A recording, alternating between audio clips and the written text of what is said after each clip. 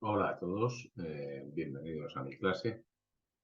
En esta clase yo os quiero contar cuáles son los modelos de empresas digitales, ya que las empresas, sus dueños, los trabajadores, la maquinaria, han sido los creadores de la riqueza en el mundo y en la historia. Si consideramos toda asociación de elementos humanos técnicos y económicos que se unen con un fin lucrativo.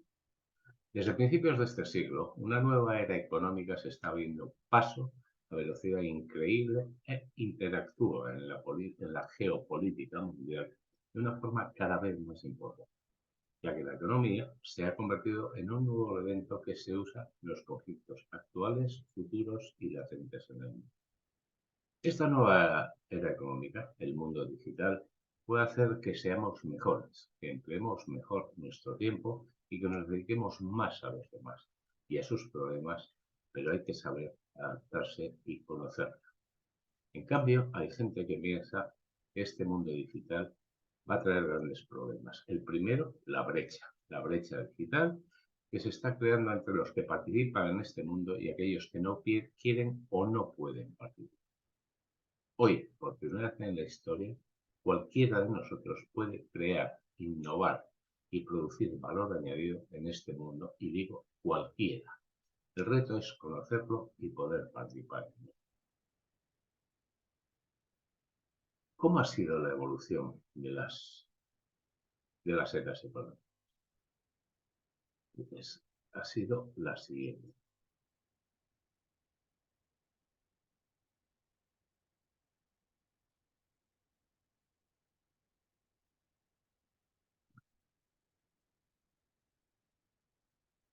Hubo una primera época, la era agrícola, donde los requisitos tecnológicos eran simplemente tener fuego, la rueda y las herramientas básicas, hachas, cuchillos, etc.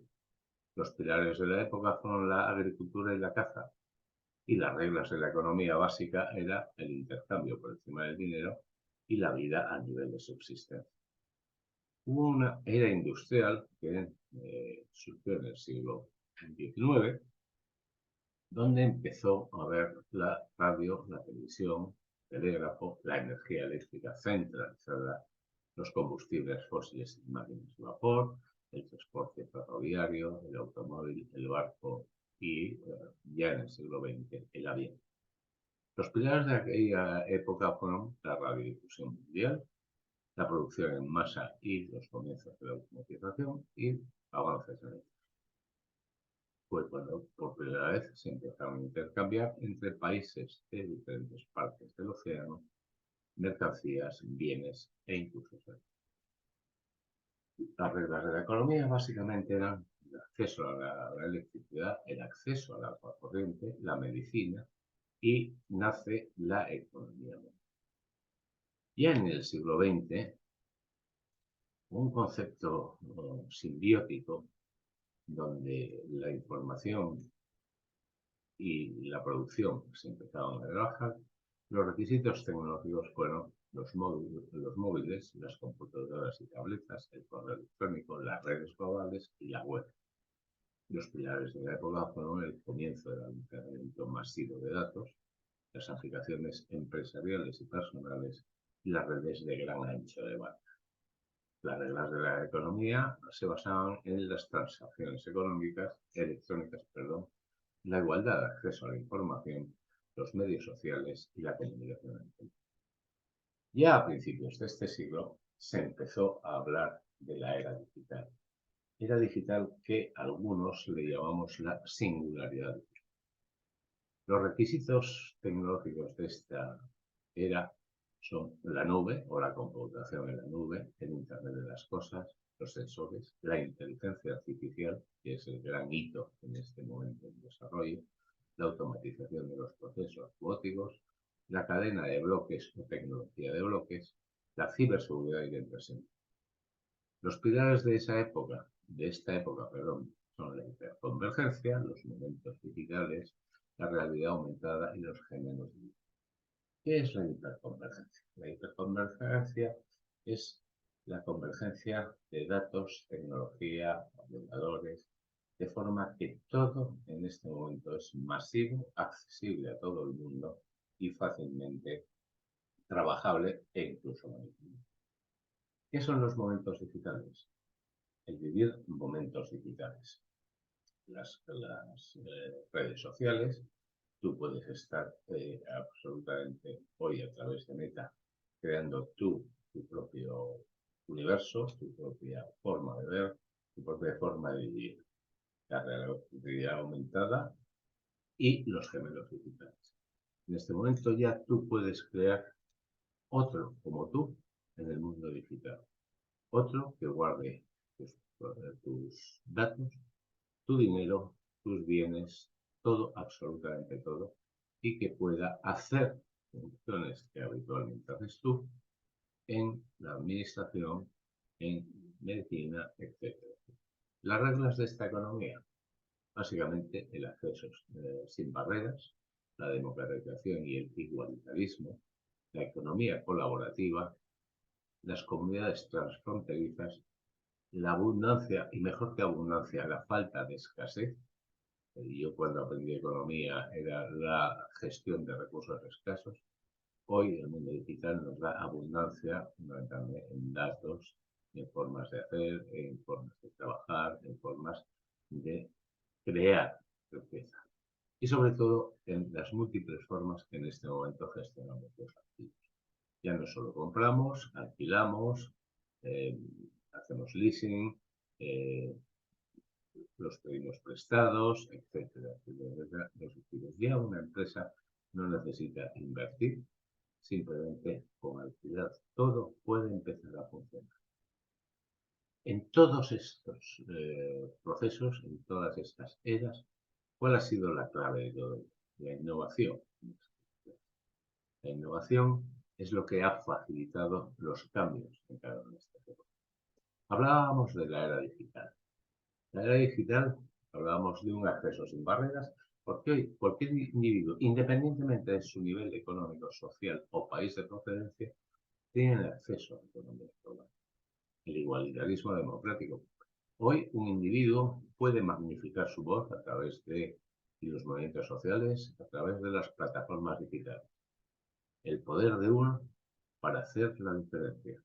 Hoy hay personas que nacen a través de una red social y rápidamente se convierten en personajes absolutamente populares con millones de seguidores y millones de gente que ellos les siguen e imitan en todo lo que hacen. Con lo cual son fundamentales para trabajar y son fundamentales para las empresas porque ellos con un solo comentario pueden llegar a hundir una empresa.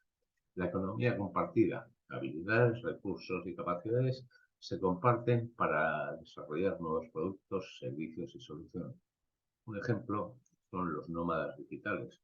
Son individuos que van de empresa en empresa, de país en país, con sus conocimientos, preparando y haciendo su trabajo para mejorar las empresas. Y por supuesto las comunicaciones transfronterizas.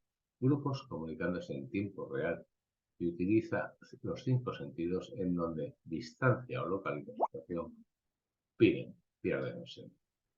Uno de los temas más importantes en este momento y en el futuro va a ser la inteligencia artificial.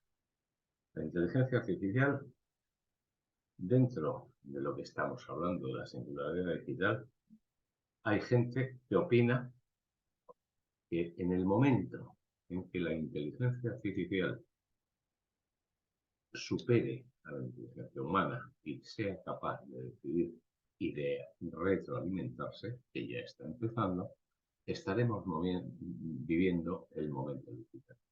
El momento digital que para muchos de nosotros puede ser una gran oportunidad para los países, las personas, para desarrollarse mejor y sacar lo mejor de nosotros. Y también hay otros que piensan que esto puede ser un desastre absoluto si no lo manejamos correctamente. ¿Cómo podemos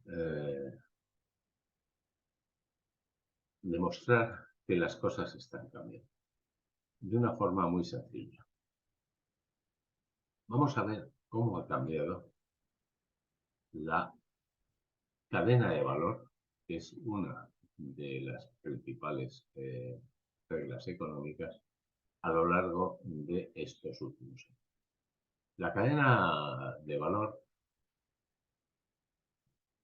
es la forma en que las empresas creaban valor para producir tradicionalmente bienes o servicios y dárselos al cliente. De esta manera se creaba una primera provisión de servicios, de materiales, de bienes que se fabricaban, se almacenaban, se distribuían, se vendían al cliente. El cliente estaba en el último lugar de la cadena de valor. Y a pesar de que todas las empresas en las que he trabajado, siempre existía una gran preocupación por el cliente estaba en el último lugar.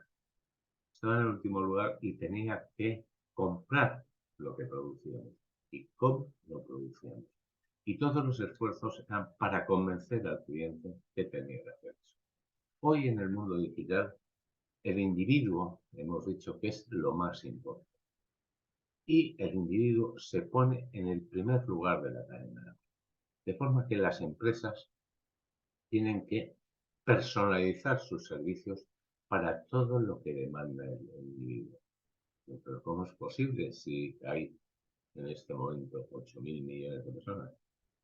Hay 8.000 millones de personas y capacidad de proceso suficiente para personalizar para cada una de estas personas lo que ellos quieren y lo que ellos necesitan. Y ellos te lo están diciendo constantemente. Para ello vamos a necesitar una provisión de materiales y un apoyo de conocimiento para saber cómo personalizar esos bienes y servicios que vamos a desarrollar. Por último, habrá que elegir el perfil al cual nos queremos acercar. Es decir, no van a ser los 8.000 millones, sino van a ser 200, 300, 400, 1.000 millones de personas que querrán nuestro producto. Lo fabricaremos y lo enviaremos. Ha cambiado totalmente. Actualmente, ¿en qué piensa alguien que está de CEO en una empresa digital? Pues básicamente el primer paso es cómo incremento la innovación, cómo gestiono los riesgos, cómo respondo rápido al mercado, cómo mejoro mi operativa, cómo gracias a esa mejora creo nuevos ingresos y cómo puedo seguir creando nuevas experiencias del cliente. De forma que lo que me tengo que preguntar es sobre innovación.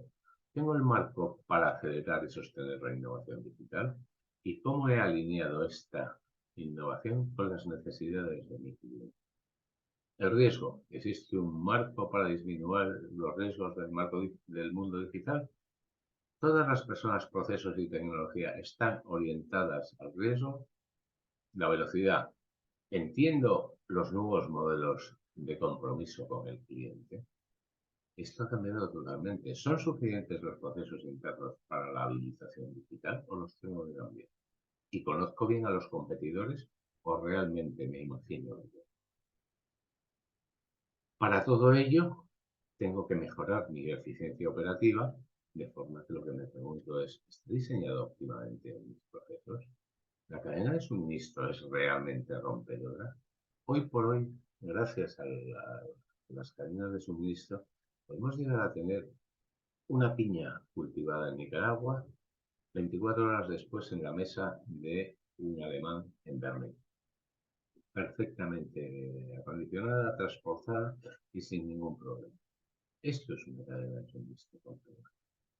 La tecnología es la óptima. En este momento tenemos una invasión en todos los directivos de empresas de ofertas de tecnología, las mezclamos, y no llegamos a veces a manejarlas correctamente y sobre todo a optimizar esa tecnología, esa arquitectura para que me ayude. Es lo que hablaba antes, los nómadas digitales en muchos casos trabajan exclusivamente para optimizar la tecnología y las arquitecturas de las empresas. Los nuevos ingresos. Hay nuevos canales y nuevas formas para empoderar a los nuevos clientes. Ha cambiado mi base de clientes, está cambiando todos los días y no nos damos cuenta. ¿Cómo son las decisiones de compra? Las decisiones de compra son muy rápidas, tienen que ser rápidas en su decisión, rápidas en su solución, rápido en su envío, porque si no es que se van a ir a otro, porque tienen el acceso a todas las posibles tiendas, a todos los posibles fabricantes, a todos los posibles suministradores de bienes y servicios. Con lo cual, lo importante es conocer la experiencia del usuario, saber si han cambiado las preferencias de los clientes, saber si los clientes se comprometen de forma diferente en el mundo digital o siguen comprometiéndose de la misma manera que en el mundo tradicional, y os aseguro que no. ¿Y qué formas hago yo para contactar a mis clientes? Con lo cual, llegamos a un momento en el que las empresas se plantean qué debo hacer para hacerme digital. ¿Y qué debo hacer para hacerme digital? Es muy sencillo. Es ponerme objetivos y acciones para hacer una transformación digital.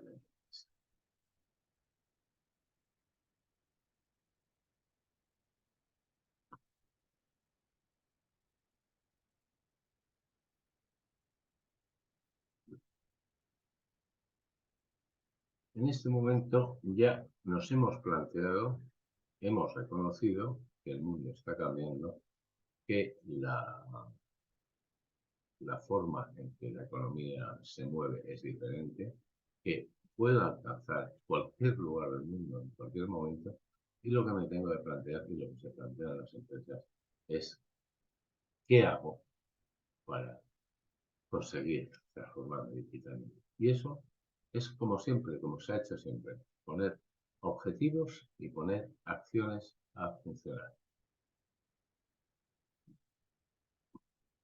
¿Cuáles son?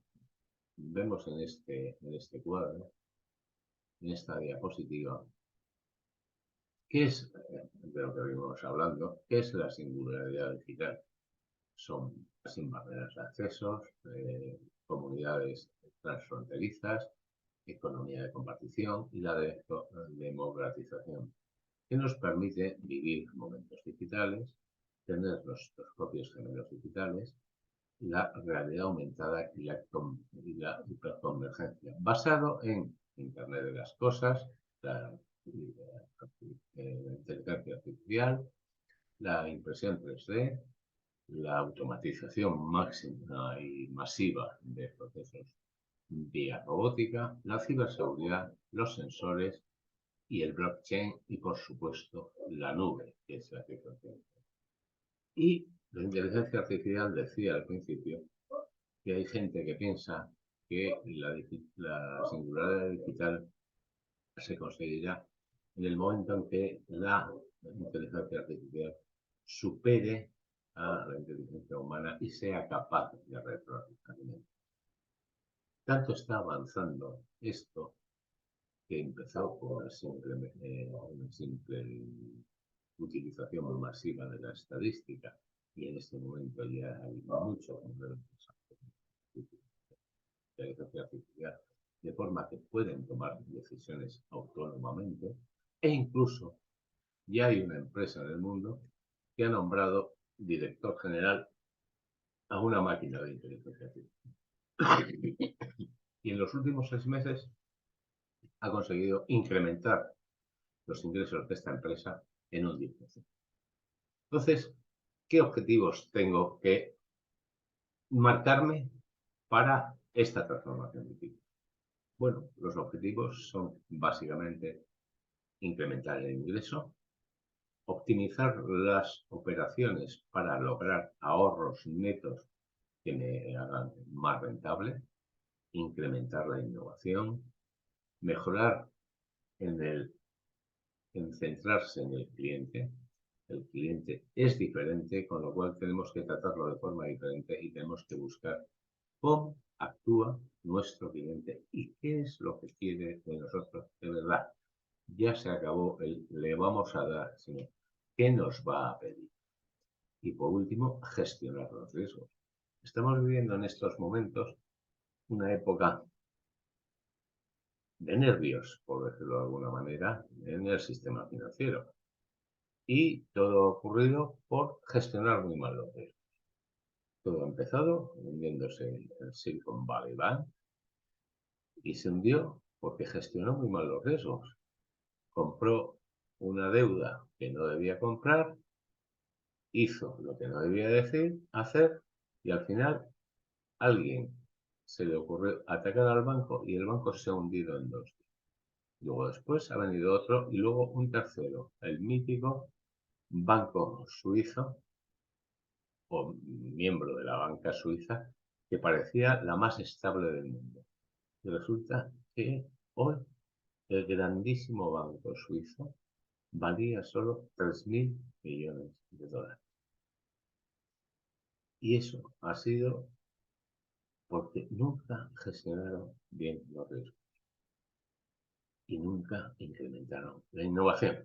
¿Qué acciones debo hacer para convertirme y transformarme digitalmente?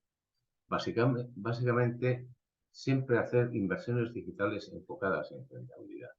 Durante los primeros años de la segunda década de este año hubo una inmersión masiva de consultoras diciéndole a todos los presidentes de las empresas que tenían que invertir.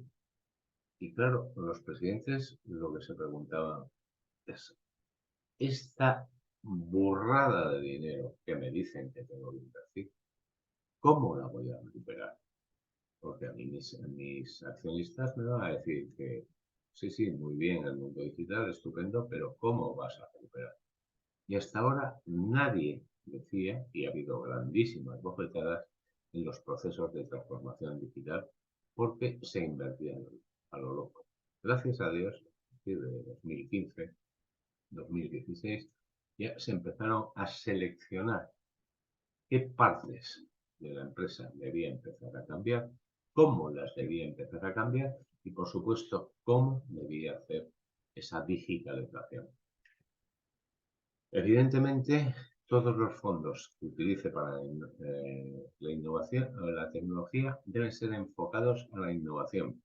Y recordad que luego empezaremos a hablar de la innovación como elemento más disruptivo de todo este mundo digital. Desarrollar una innovación continua en la gobernanza de las empresas, en cómo funcionan, porque tiene que haber gente nueva, gente que cambia. Por ejemplo, hace un mes yo tuve una entrevista con una empresa eléctrica española que se había dado cuenta, por fin, de que necesitaba digitalizar correctamente su relación con los clientes.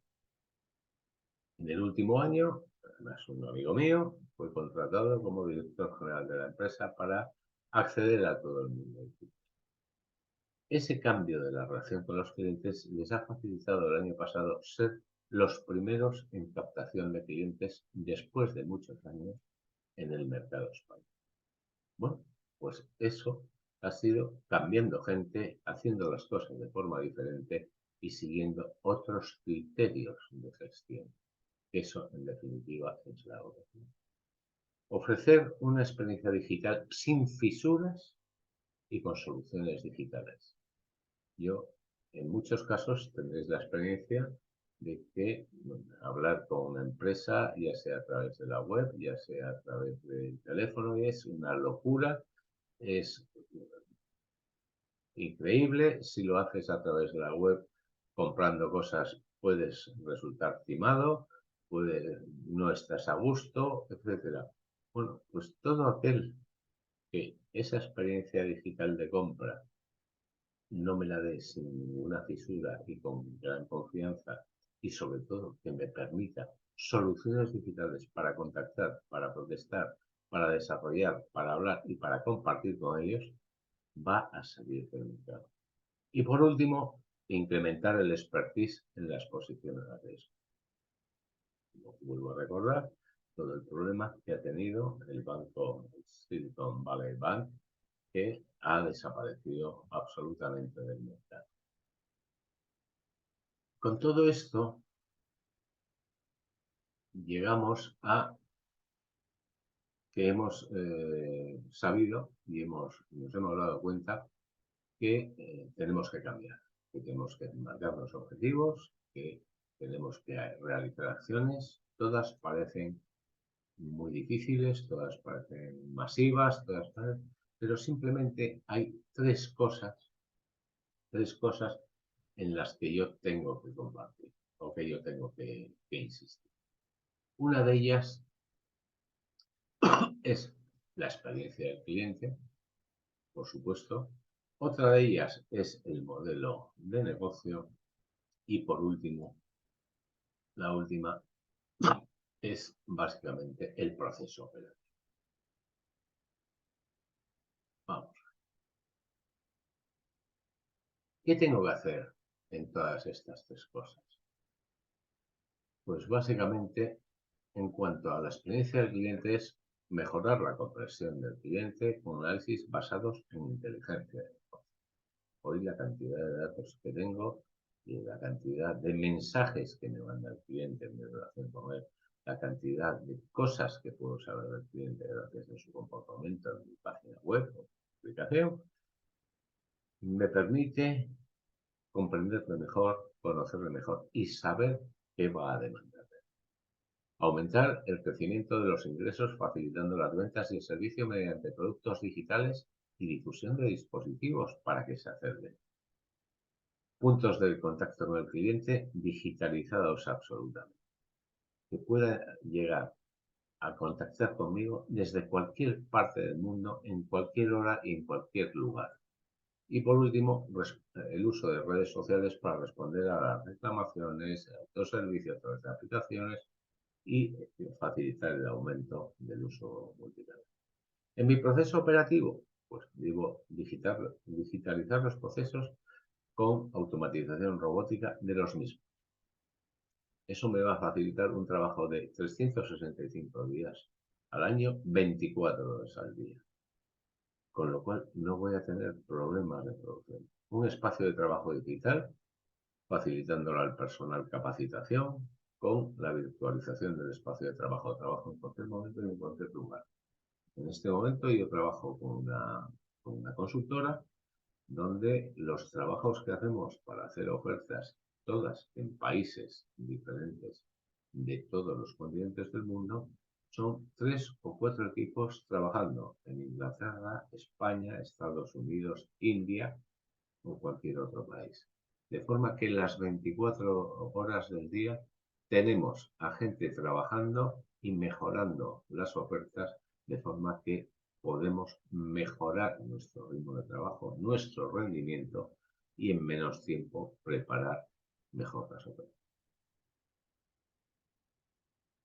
Y por supuesto, una gestión del rendimiento, la toma de decisiones basada en datos con información más detallada sobre clientes, productos y regiones. Recuerdo este modo de trabajar que os he explicado. En una ocasión estábamos haciendo una oferta a una gran empresa energética para que pudiese digitalizar todo su proceso de ofertas al mercado mayorista de energía, tanto de gas como de electricidad. Al final, era aquí en España y estábamos 2 españoles en el equipo. Había 10 indios, 6 americanos, 2 ingleses y 2 españoles. Y al final hicimos la mejor oferta de todas. Pero se tomó una decisión basada en datos con información no detallada y sobre todo sin hacer caso a los españoles. Nosotros conocíamos el mercado en España, conocíamos a la empresa y conocíamos a los competidores y sabíamos perfectamente cómo se habían comportado en anteriores trabajos. Los líderes del equipo eran los indios y no nos hicieron caso en lo que les dijimos sobre cuál debía ser el precio. Hicimos la mejor oferta y la segunda mejor oferta económica. Si hubiesen hecho caso al número que les dimos y no bajaba mucho la oferta final, hubiésemos ganado. Es decir, no, el rendimiento no fue gestionado correctamente porque la decisión se basó en información errónea o información no detallada sobre los clientes. Y por último, el modelo de negocio. Los modelos de negocio modificados digitalmente deben aumentar la oferta física de nuestros bienes y servicios con la oferta digital. Compartir contenidos con toda la organización mediante la realidad virtual y la realidad aumentada. Dos de los temas que en este momento están facilitando mejor conocer la experiencia del cliente y facilitar su propia experiencia para que compre los productos que necesita. Introducir nuevos negocios digitales, productos y servicios entregados tanto física como digitalmente. Y lograr una globalización digital. Utilizar servicios compartidos globalmente para proveer la eficiencia de la presencia multinacional a la global. Hoy cualquier empresa puede ser absolutamente global. Yo recuerdo hace muchos años unos productores de cuchillos en España. Eran pequeñitos y eran regionales, solo funcionaban en la provincia. Y de repente hicieron una primera página web. Y esa página web empezaron a hacer comercio. Bueno, pues empezaron a tener clientes de China, de Kazajistán y de sitios inverosímiles. Y estaban absolutamente impresionados. Y pasaron de ser una industria absolutamente local e incluso festivalera o folclórica a nivel regional a ser una multinacional que multiplicó por 10 sus ingresos. Impresionante. En definitiva, las claves de la singularidad digital. ¿Cuál es el camino para la singularidad digital? Pues el camino ha sido el mismo siempre. Primero, identificar qué es lo que quiero, evaluar si estoy preparado, sostener el cambio y entregar al final el cambio. ¿Qué tengo que identificar? Pues la nueva cadena de valor de la industria. La cadena de valor tradicional ya no funciona. Ha cambiado totalmente y tengo que reidentificar. El mapeo del recorrido del cliente, es decir, ¿qué hace el cliente? ¿O cómo puedo llegar al cliente para que él tome una decisión que me incluya? Tengo que conocer cómo tomar la decisión. Y por último, conocer los imperativos del negocio digital. No por decir que me voy a convertir en digital, me voy a convertir en digital.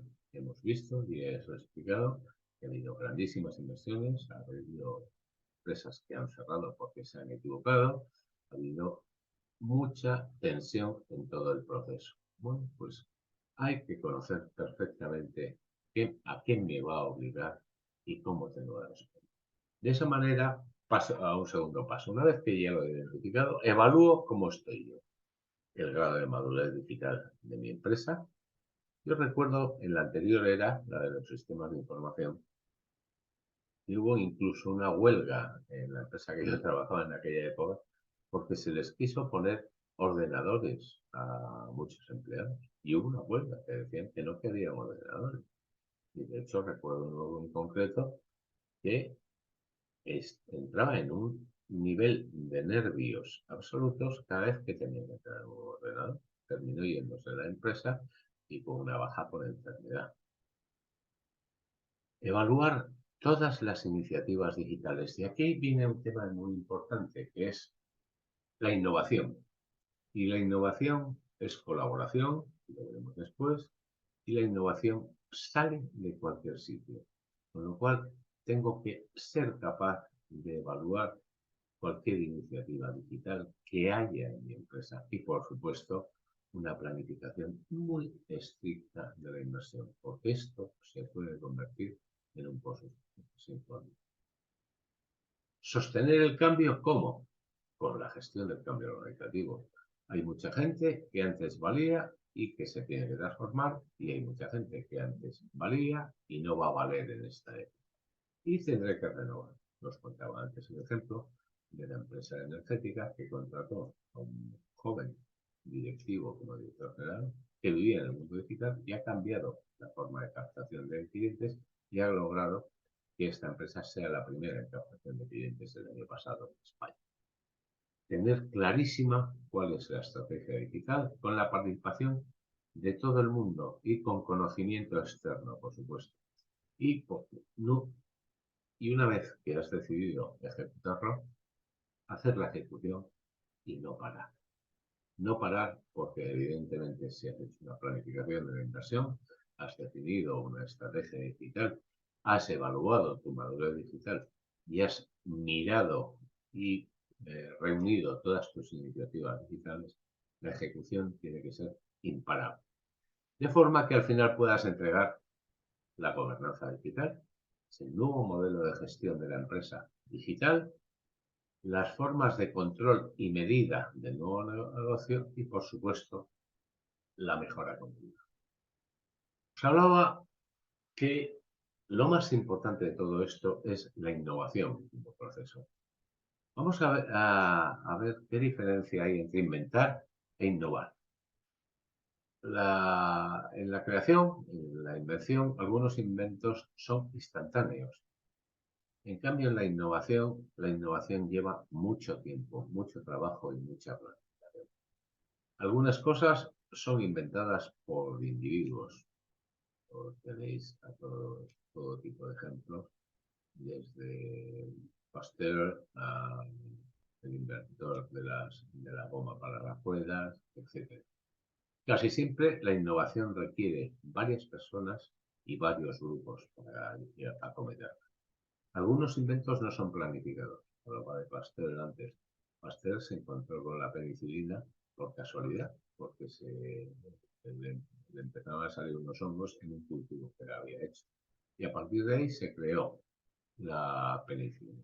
En cambio, la innovación siempre se refiere a un proceso intencionado y gestionado para llegar a un resultado.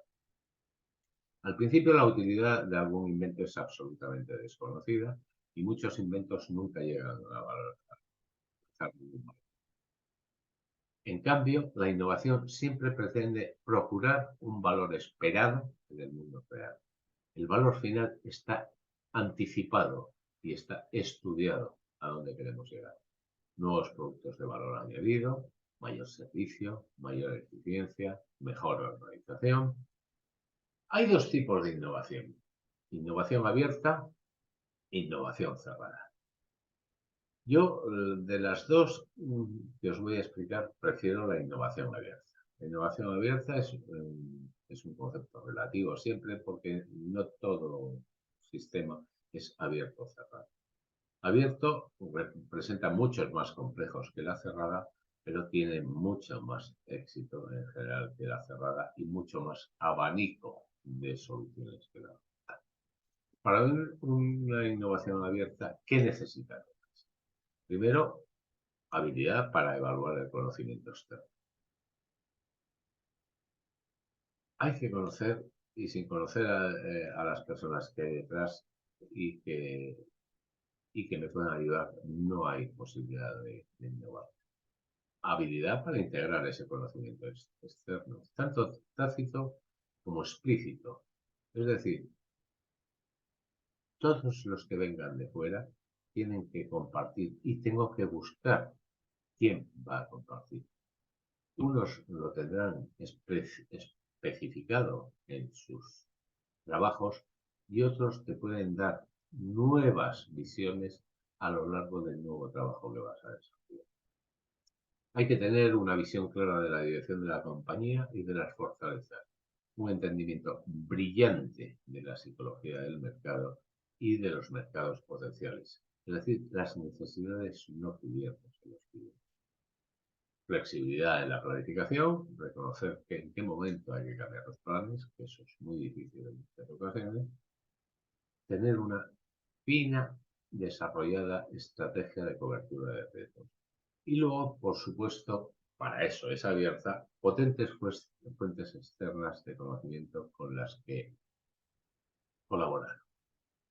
La innovación, al final, es un proceso que conduce a la creación de un nuevo valor, como os decía, para desplegarlo en el mundo real, con una nueva combinación de personas, capital, conocimientos e ideas. El sistema de innovación son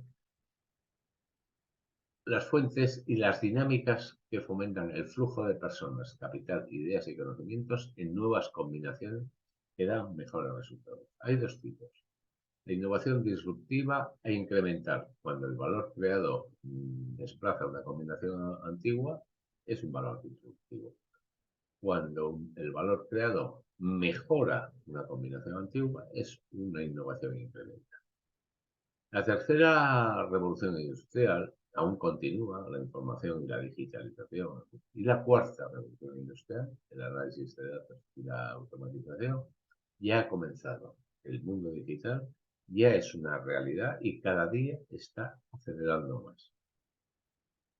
¿Por qué? Por las nuevas tecnologías para obtener valor de los datos. Por definición, se van a romper muchas formas y técnicas de trabajo, de hacer las cosas, porque hemos visto que el cliente es diferente, las formas de trabajar son diferentes, la colaboración es necesaria y sobre todo en la colaboración siempre se ven gente de diferente pensamiento, educación y forma de desarrollar las cosas. Y desde luego es muy enriquecedor porque yo cada día estoy aprendiendo más que cuando trabajo de extranjero.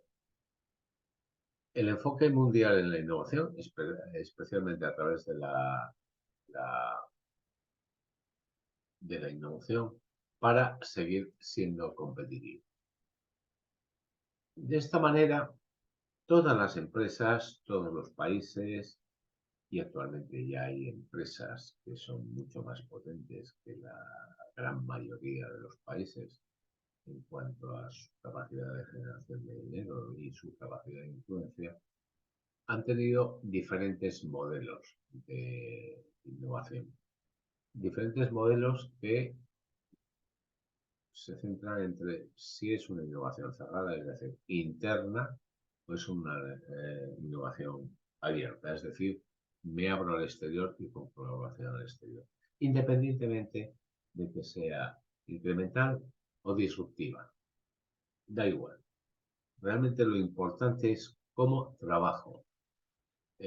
Dentro de esas posibilidades de trabajo, en este momento hay 6 modelos identificados de innovación tecnológica que se desarrollan en los países. ¿De acuerdo? Y son, dentro de los modelos de innovación cerrada, perdona un momento que estoy ahora. Todos los modelos de innovación empiezan en el mismo punto, la creación de una estrategia en torno a la empresa que se quiere conseguir en el futuro, el bien, el servicio, el producto que se quiere conseguir en el futuro. Y a menudo simplemente se trata de una directriz del director general o del consejo. Dentro de los posibles, la innovación cerrada, el intraemprendedor dentro de la empresa, que suele ser un enfoque de I+D. Y es un enfoque absolutamente común en las empresas para mantener un incremento y mejora de los productos y servicios. Al mantener la innovación estrictamente interna, pues todos los intraemprendedores reciben recursos para mejorar productos existentes, lanzar nuevas empresas dentro de la empresa, nuevos productos en la empresa. A diferencia de la mayoría de los modelos de innovación abierta, requiere una gran cantidad de capital, incluso para empezar. Se aumenta el nivel de riesgo de las empresas internas porque se está construyendo desde cero, no tienen garantías de encajar en el mercado. Un ejemplo de esto podría ser Apple. Apple creó, fue la competición de Microsoft en su momento, y creó un sistema que al final estuvo casi a punto de desaparecer. Volvió a renacer creando el iPod, el iPad y todo esto, y finalmente el iPhone. y de ser una empresa prácticamente descargada, gracias al desarrollo interno, gracias a mucho dinero, incluso con la ayuda de Microsoft en su momento, volvió a ser la grandísima empresa que es y una de las más potentes del mundo. La innovación cerrada, pues un tipo de programa acelerador corporativo. ¿Qué es una aceleradora? Una aceleradora es un grupo de gente con gran experiencia en desarrollo de empresas, que ha participado en el desarrollo de muchas empresas y que facilitan a las startups, a las pequeñas empresas que tienen una idea, que tienen una nueva solución que desarrollar o quieren desarrollar en el mercado, a construir la empresa, a poner su idea en el mercado, a buscar la financiación, a hacer en definitiva operativa esa empresa. De esa manera, la corporación o el acelerador que les ayuda obtiene nuevas ideas, tecnologías y las puede convertir en ventajas tecnológicas. Y las pequeñas startups consiguen dinero, consejo, ayuda y apoyo en el desarrollo de sus ideas. Con lo cual es un win-win. Empresas Disney, Barclays Bank o Google han lanzado sus propias aceleradoras. La ventaja de estas empresas es que pueden estar casi seguros de que encontrarán y trabajarán con startups que se ajusten directamente a sus necesidades. Ahora van a tener que buscar mucho. Un ejemplo en España puede ser Telefónica. Otro modelo ya de innovación abierta es un equipo de innovación dedicado. Y las estrategias surgen de un equipo de innovación y agentes de cambio que hayan escalado en las necesidades futuras de la empresa, que serán siempre aumentar la eficiencia, nuevas líneas de productos para mejorar ingresos, mejorar el servicio al cliente y mejorar los productos existentes mediante nuevos avances tecnológicos. Un ejemplo muy típico de estas son los bancos y las aseguradoras, que a través de los servicios financieros, en definitiva, que a través de las plataformas de FinTech y InsurTech, las startups están creando la tecnología que está cambiando la mentalidad de los clientes en cuanto a la compra de seguros, utilización de seguros, compra de servicios bancarios, utilización de servicios bancarios, etc. ¿Quién de vosotros no ha utilizado ya una aplicación para estar en el banco? Yo creo que hace 5 años que no paso por el banco. Antes, habitualmente, al menos una vez al mes, una, dos, tres veces al mes. Hace 30 años era todas las semanas y prácticamente todos los días pasaba por el banco. Yo creo que hace 5 años que no he pasado por el banco. Y mi comunicación es a través de la aplicación y la página web, donde hago mis inversiones, hago mis cambios de las cuentas, hago mis protestas, etcétera. Otra es un puesto avanzado en innovación, también como innovación abierta. Hay empresas que siempre han estado concentradas en diferentes regiones del mundo. En Estados Unidos, la automovilística en Detroit. Londres ha sido hasta ahora el eje financiero de Europa, pero ya tiene compitiendo a París y a Ámsterdam desde su salida del mercado común. Silicon Valley parece tener una ventaja absoluta en la alta tecnología del futuro, pero ya ha salido Texas como el gran estado donde están emigrando la mayoría de las tecnológicas en este momento. Un puesto de innovación debe situarse en las ciudades o regiones que le ofrezcan las mayores posibilidades de encontrar avances en el mercado. Por ejemplo, Texas, ¿cómo ha logrado empezar a ganarle a Silicon Valley? Precisamente porque apostó muy duramente a través de sus ciudades principales por la instalación y por la inversión en nuevas tecnologías, dándole facilidades financieras y fiscales a las empresas que al final se han sentido atraídas por ello. De la misma manera, Miami ha pasado a ser uno de los hubs de logística más importantes del mundo gracias a una atracción fiscal y financiera por parte del Estado de Florida a las empresas. Bueno, al final en Europa, European Aerospace, Airbus, es la que ha concentrado en el sur de Francia, suroeste, en Toulouse, la gran industria de aviónica y de aviones en Europa, y han crecido alrededor de Toulouse, y de la cual en España se está beneficiando Cataluña, cantidad de posibilidades de empresas pequeñas que actúan en la innovación en aviones. Otra forma de inversión abierta ha sido la tradicional, es decir, inversión y adquisición. El capital riesgo corporativo desempeña un papel fundamental a la hora de la ruta por la innovación, de la innovación de las empresas.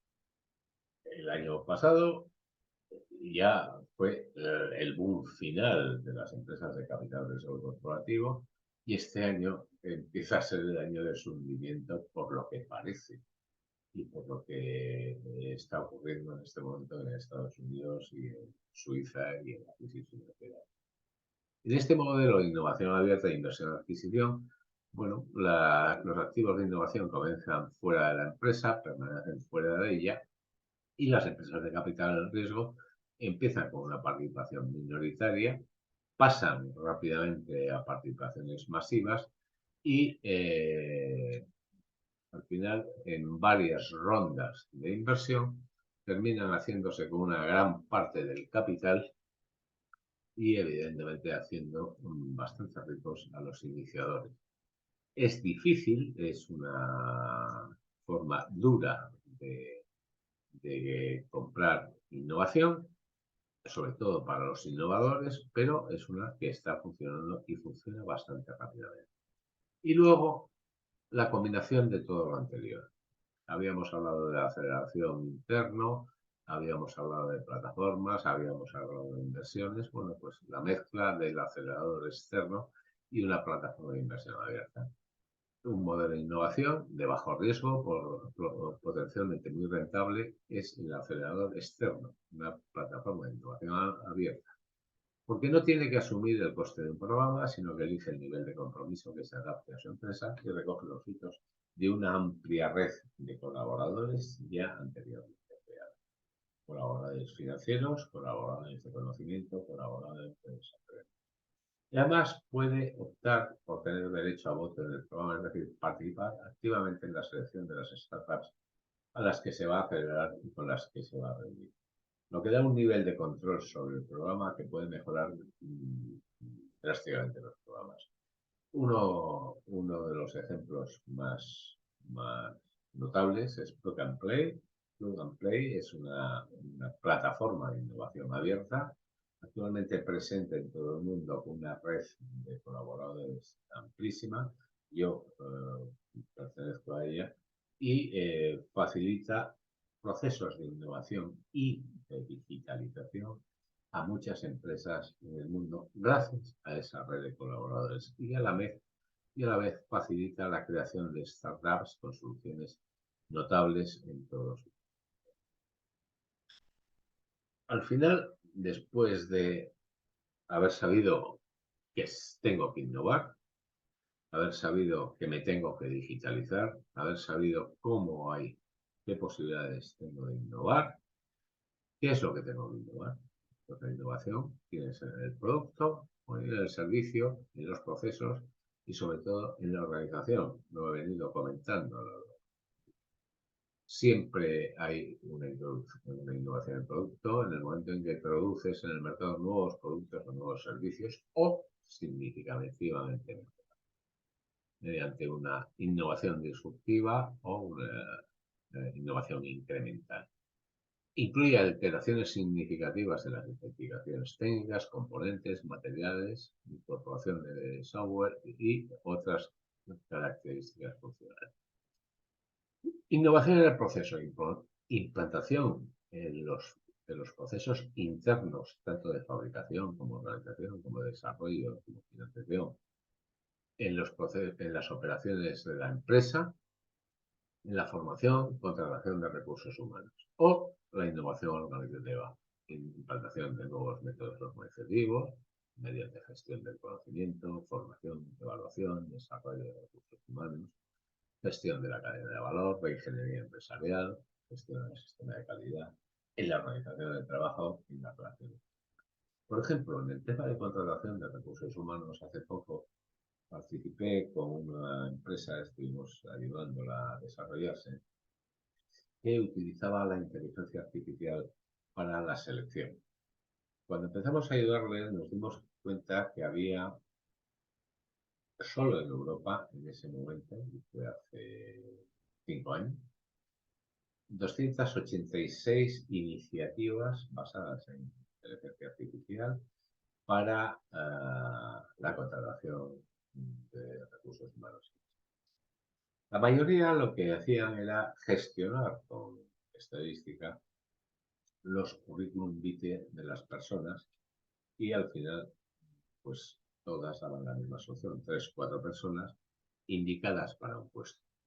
Yo cuando he estado trabajando en empresas y he tenido que crear mi propia organización, lo que prácticamente nunca ocurría era tener una conversación sobre el perfil de persona que yo estaba buscando o que yo estaba necesitando. Es decir, yo tenía un equipo de personas o un equipo de gente que funcionaba de una cierta manera y si vamos a necesitar un emprendedor, un negociador, pues evidentemente el perfil de la persona, sobre todo psicológico, es importante.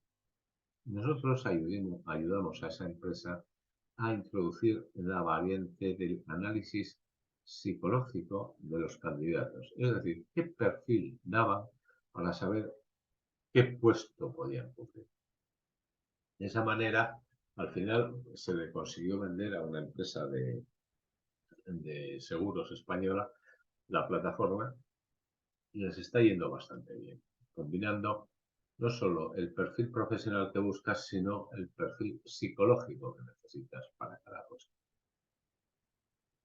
Hay que innovar en materia de clientes y marketing, por supuesto, nuevos métodos de comercialización, mejoras significativas en el diseño meramente estético de un producto, de un envase. Actualmente la gente actúa mucho con los ojos y con el impacto visual en las redes, con lo cual los productos y envases tienen que ser cuidados explícitamente, precios, distribución, promoción.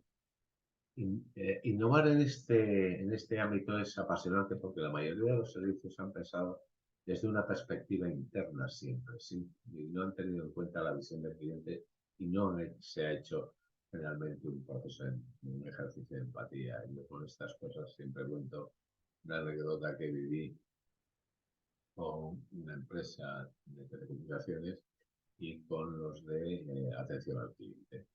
Y después de una conversación larga, al final el director vino a decir, bueno, y que se fastidie porque esto es lo que hay, en vez de estar pensando siempre, oye, ¿qué es lo que podemos hacer para mejorar? ¿Cómo podemos ayudarle más? Etcétera, etcétera. Ellos no lo hicieron y perdieron muchos clientes cuando empezaron los operadores virtuales. ¿Por qué? Porque ellos tenían, los operadores virtuales tenían una oferta mucho más clara, mucho más directa, mucho mejor definida y mucho más acotada, con lo cual sabían a quién se tenían que dirigir. En este momento, herramientas como Design Thinking, Empathy Map, Customer Journey son herramientas de uso muy habitual en muchas empresas, sobre todo con aquellas que tienen un contacto importante con el cliente. Y luego, por último, la innovación en la gestión. Mejoras en las actividades de la gestión de la empresa, logística, administración, implantación de nuevos sistemas de gestión, en la nube, por supuesto, sistemas de gestión de calidad, gestión medioambiental, I+D+I, herramientas informáticas, ERP, CRM, etcétera, son habituales y ya es el lenguaje habitual, incluso en las pequeñas y medianas empresas, incorporación de sistemas de comercio electrónico, gestión online, banca electrónica, etcétera. Veamos ejemplos diferentes de cómo se ha hecho la innovación y cómo se ha utilizado la innovación en diferentes lugares del mundo. Por ejemplo, innovación incremental, mejora de los productos en sistema abierto.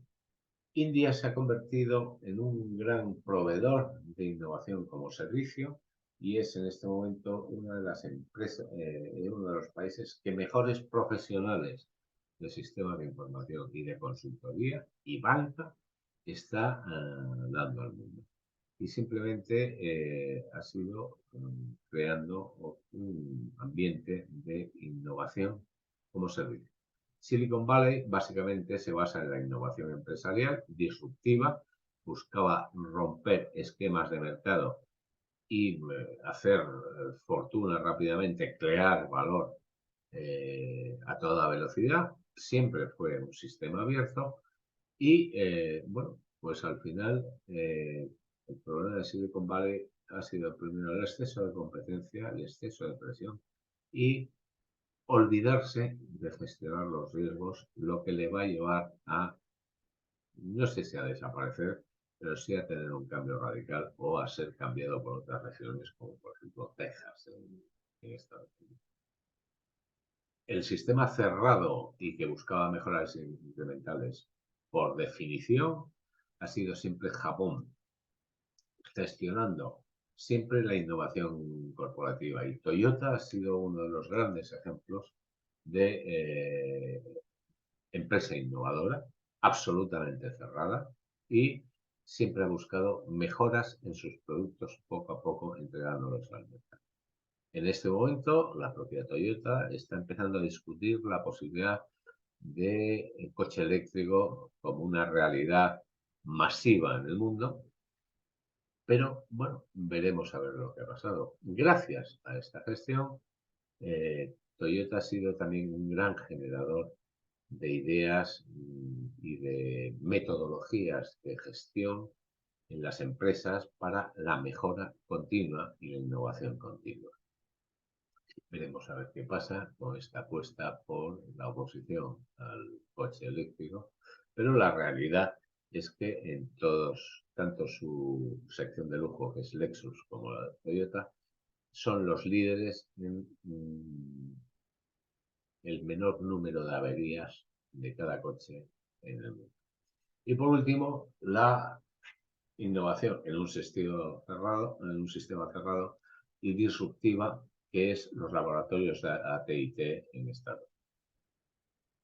Esto ha sido una de las grandes empresas de telecomunicación en el mundo, Estados Unidos, y siempre ha tenido una gran capacidad de inversión, llegando creo a los 33.500 millones de pesetas cada año.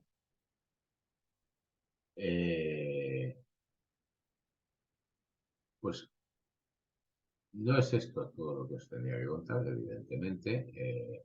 Hay más ejemplos y quiero además, y estos dos ejemplos que voy a contar, evidentemente entra en un tema donde no voy a juzgar la moral de los que voy a hablar, ni la capacidad, pero bien, son personas que en este momento están muy en boca de todos, sobre todo por su participación en la última crisis que supuso el COVID y las actuaciones que actualmente a través de su fundación están haciendo. De todas maneras, hay que reconocer que bien, todas las empresas que han elegido una innovación abierta han tenido éxito y han llegado a ganar muchísimo dinero. Por ello,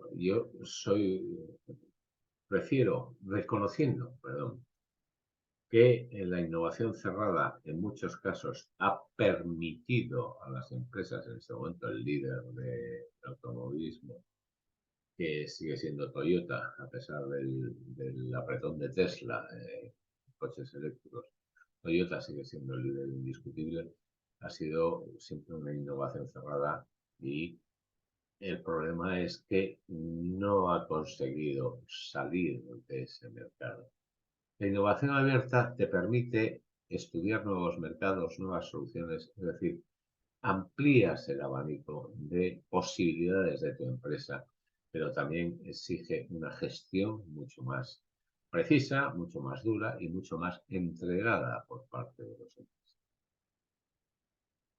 La innovación abierta yo la prefiero porque busca conocimientos no solo tecnológicos, tanto dentro como fuera de la empresa. Compra licencias, compra empresas enteras, hace desarrollos conjuntos, eh, e incluso desarrollan y sacan muy buenas ideas de la propia empresa y obtienen con concesión de licencias a empresas de nueva creación o otras empresas seguir aumentando su mercado. De esta forma, el rendimiento de la inversión en I+D es mucho mejor y mantiene el enfoque empresarial cubriendo el riesgo, de forma que es más difícil, es más dura, es más trabajo, pero tiene más capacidades. El objetivo de la empresa vendedora es obtener la mayor rentabilidad, lo que requiere una licencia beneficiosa para todos los que estén en el proceso y contribuya al éxito de la empresa comprada. Porque el tratar de sacar el máximo sin colaborar va a ser imposible en el futuro si las cosas funcionan como yo creo. Dos ejemplos de innovación abierta. Y Microsoft. Microsoft, que pues, fue de los primeros mitos del garaje, del desarrollo, en realidad, su realidad es muy diferente. Fue Bill Gates un innovador y fue un innovador de carácter abierto, de forma que su sistema operativo se lo compró inicialmente a un catedrático de universidad que se lo había desarrollado, se lo había vendido a una empresa que se llamaba Seattle Computer Products. En 1980 compró un prototipo y a esta empresa. Los derechos no exclusivos del prototipo a finales de los 80 fueron comprados en la versión 0,3 de OS. Todos los derechos de la primera versión comercial, la versión 1.0, en julio de 1981. Y poco después tuvo la suerte de que IBM anunciara el primer ordenador personal, que además utilizaba MS-DOS de Microsoft como lenguaje operativo, sistema operativo. Y luego tuvieron otra suerte más, que fue la gran inversión de la época de Reagan pública en la introducción de los ordenadores en la administración. De esa manera, Microsoft prácticamente, y tuvo problemas, tenía el monopolio de los sistemas operativos, aunque Apple fue un dignísimo competidor durante muchos años. Actualmente, bueno, Microsoft es ya una gran empresa donde su creador o uno de sus creadores ya no está, funciona con está con su fundación y con su fundación está haciendo unas cosas que en muchos casos pueden ser muy discutibles o moralmente muy discutibles. Su actuación durante la pandemia del COVID no ha sido muy bien recibida y su posterior actuación recomendando una regulación para que la carne procesada desde elementos vegetales se quitase, entrase en el mercado y hiciese desaparecer la carne de verdad, pues era porque acababa de crear una empresa. En cualquier caso, Microsoft siempre fue un gran ejemplo de innovación abierta. Y otra gran innovadora es la empresa Cisco Systems, que desde 1984 fue adquiriendo empresas, creando cada vez más empresas, y al final, en 2008, desde el 84 a 2008, ya había adquirido más de 127 empresas y fueron redes informáticas, bots sobre IP, conmutación, otros equipos de comunicaciones, etcétera. Hoy, todas esas empresas adquiridas representan la mitad del valor de Cisco. Y anualmente, Cisco utiliza 5.200 millones de dólares anuales dedicados a la I+D interna, la investigación y desarrollo. Bueno, pues como corolario de toda esta presentación, para cualquier empresa, para cualquier actuación humana, para cualquier cosa que queramos hacer, pública, privada, etcétera, si busca ser incrementablemente mejor, sea competitivo e innove desde dentro. Si busca ser incrementalmente más rápido, sea digital y conviertas en el innovador de la industria. Pero si realmente quieres ser exponencial, sé colaborativo en la innovación. Y esto es todo lo que os tenía que contar. Y yo lo que no me gusta de esto es no tener una conversación, pero que es cuando más me divierto y cuando mejor me lo paso. Pero esto es lo que hay. Muchas gracias y espero que os haya valido la pena escuchar esta presentación.